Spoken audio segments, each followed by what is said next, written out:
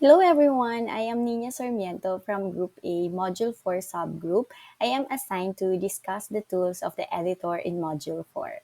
So before we start the discussion, this section topic will help us to know the different tools being used by an editor, and this presentation also will help to understand how these tools are being used and their different features.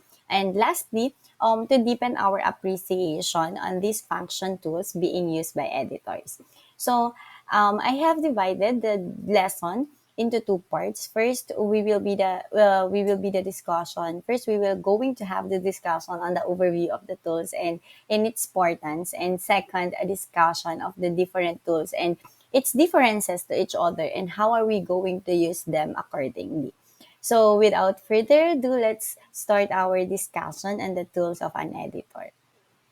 So, from the previous presenters, we tackled what is editing and what is copy editor and what are they usually doing.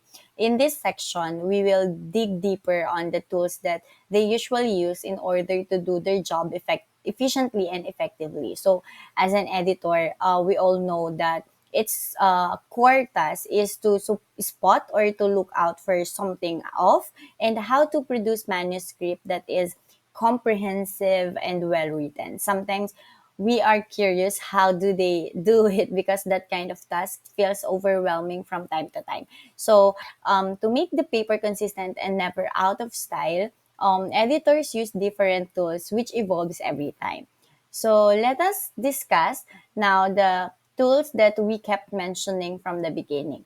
So one of the tools that the editor could use is dictionary. So according to Lucia Tabing and Osala, dictionary serves as a good source of words which provide spelling convictions, correct usage of words, pronunciations, meanings, and definitions. So the dictionary also contains information on how the word evolves. So that the editor can understand how to use it better before we can access it physically through libraries or if we have one at our homes. Today, because of digitalization, we can easily access dictionaries online.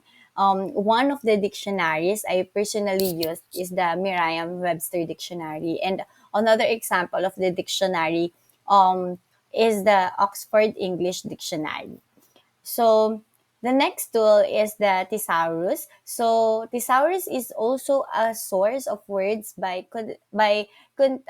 source of words. So it contains specifically its synonyms and antonyms, which help us to find words that we can appropriately use based on its specific context. So sometimes there's have a confusion. There has a confusion between the dictionary and thesaurus, but to identify their difference is a dictionary and a thesaurus is that a dictionary gives complete details on the meaning, definition, and usage, and even the etymology of a word, while thesaurus could be limited to the synonyms and antonyms of the word only. So the next one is almanacs. So considered handy if you want to look for a quick answer to questions about facts that are being mentioned in the material. So specifically, almanac is a book that contains a calendar of days, weeks, and months, and usually facts about meteorological and astronomical events. And sometimes it also contains general information.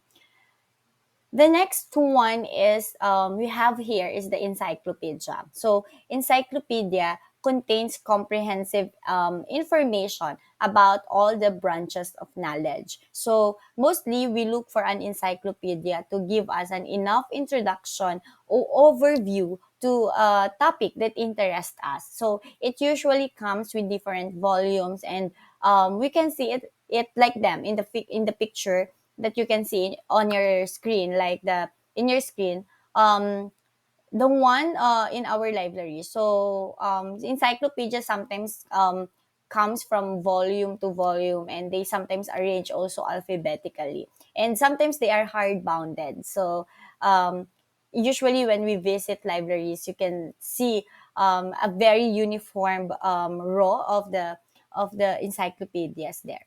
So next one is as an editor, it's very important to verify all the information and data that is being written in the paper. So if you are an editor, it is important to fact check the materials that you have. So there are different techniques on how to verify important or factual information in the material. So you have to find the facts, or it is a process of verifying all the facts. So you can examine the documents attached if there's any, if that's coming from legitimate sources or companies. Then second is you can also use questionnaires to ask the respective person about the information you want to verify.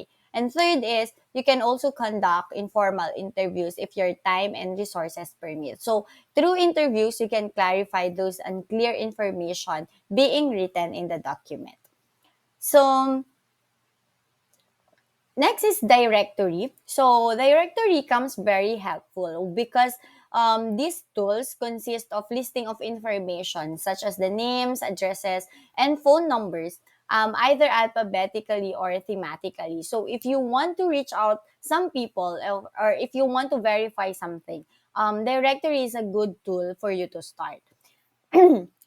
So next one is style book. So according to Indeed editorial team, style book is which editors can use to make the paper consistent and in style. So it sets standards in writing practices in a specific project for brand, industry, or any field of study. So it also serves as the rules for writers and editors to produce consistent material. So basically, it contains a set of guidelines that will help the editor to produce material that is credible, coherent, and homogeneous. So it also outlines the accepted conventions of words for spelling or even abbreviations words, along with the punctuations of the sentences and citing of references.